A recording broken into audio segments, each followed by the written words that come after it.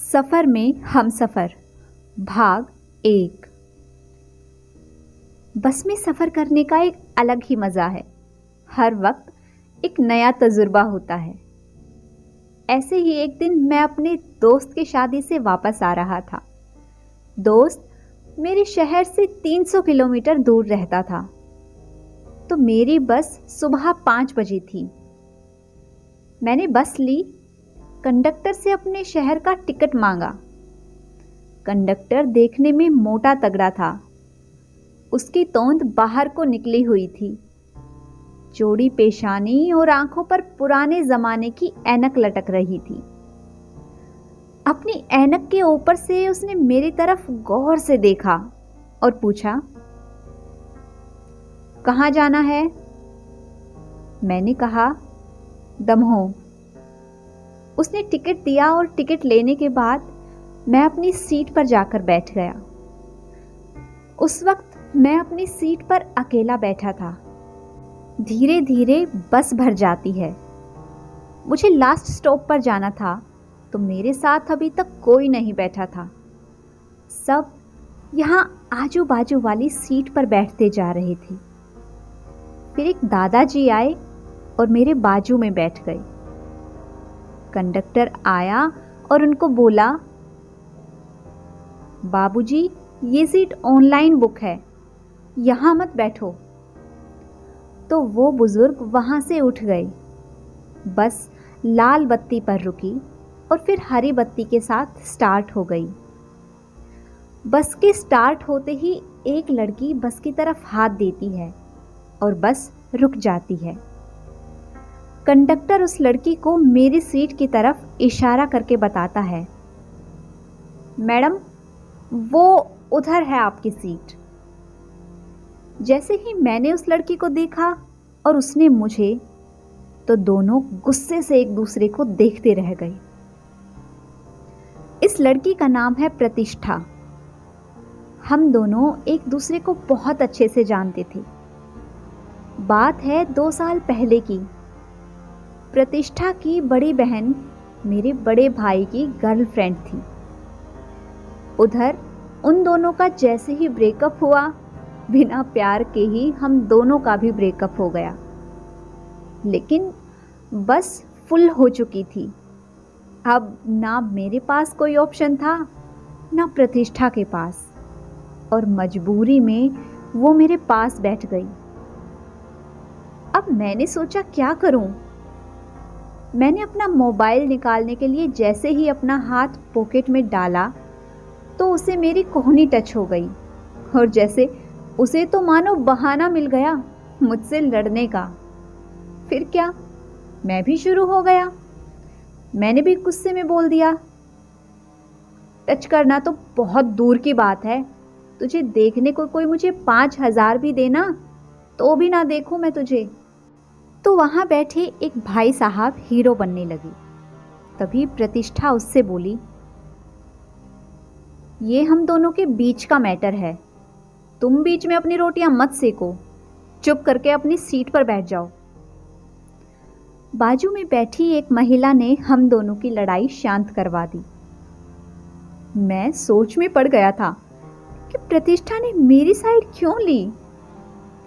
बस की रफ्तार तेज हो गई थी और सब अपने अपने में मस्त हो गए थे। एक तो तेज रफ्तार, बस ऊपर से एसी की ठंडक सभी को नींद के आगोश में ले जा रही थी।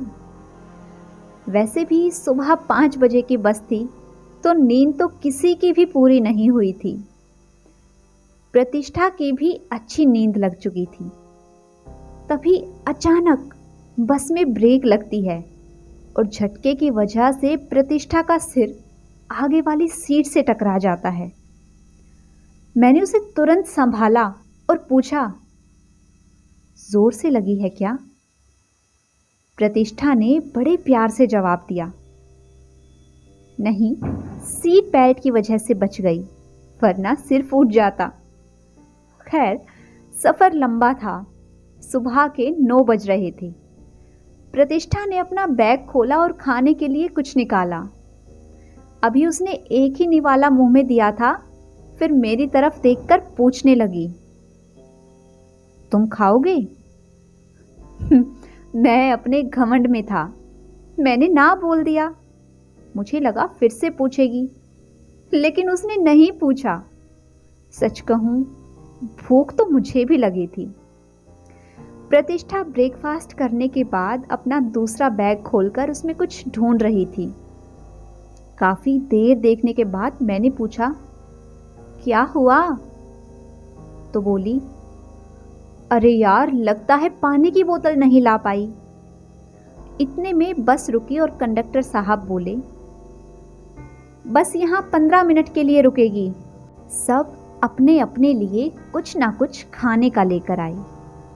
मैं भी गर्म समोसे लेकर आया और साथ में पानी की बोतल थी। समोसे मैं इसलिए लाया था क्योंकि मुझे पता था कि प्रतिष्ठा को समोसे बहुत पसंद हैं। मैंने उसे पानी दिया तो वो कहने लगी, एक बोतल पानी की और ले आओ विक्की, ये कम पड़ेगा रास्ते में। मैंने कहा, ठीक है, और मैं पानी ले आया। मैंने देखा मेरा एक समोसा गायब था। मैंने पूछा, पारू, तूने खाया ना? नहीं। अच्छा, तो मुंह खोल। मैं उसका मुंह अपने हाथ से खोलने लगा तो उसकी एक बात मेरे दिल को छू गई। वो शर्माते हुए बोली, विक्की, अब हम बच्चे नहीं हैं, छोड़ मुझे। हाँ, मैंने खाया है तेरा समोसा। मैंने फिर हंसते हुए कहा, तेरे लिए ही लाया था पागल। अच्छा, फिर इतना नाटक क्यों दिखा रहा था? तू आज भी नहीं बदला ना? मैंने कहा, तू भी कहाँ बदली है, बस ब्यूटीफुल हो गई है। पारू मुस्कुरा कर बोली, तूने मेरी तारीफ की, क्या बात है। मैंने कहा, पारू, वो गुजिया देना। बोली, तूने तो मना कर दिया था ना खाने से। चल ले, खाकर बता कैसी हैं, तुझे तो बहुत पसंद है ना? मैंने बनाई है। बहुत अच्छी बनी है, मैंने तारीफ की। हम दोनों की बात पहले जैसे होने लगी थी। उसने सबके बारे में पूछा, मम्मी, पापा, भैया। मैंने कहा, सब ठीक हैं। मैंने भी उसकी फैमिली का हालचाल लिया। लास्ट में पूछा, भाभी कैसी हैं? वो बोली, अपने भैया से पूछ लेना। मैंने कहा, क्या मतलब? अरे, अभी भी नहीं समझे? उन दोनों का कुछ दिन का नाटक था, वो कभी अलग नहीं हुए। मैं पारू की बात सुनकर हैरत में था कि भैया ने मुझे भी कुछ नहीं बताया। फिर बोली, तू ही मुंह फुलाकर बैठा है 3 साल से। तो मैंने कहा, तूने भी तो बात नहीं की। फिर गुस्सा करते हुए बोली, कहाँ से करती? हर जगह से तो ब्लॉक कर रखा है तूने। तू ही बता, कहाँ से मनाती तुझे, पागल इंसान।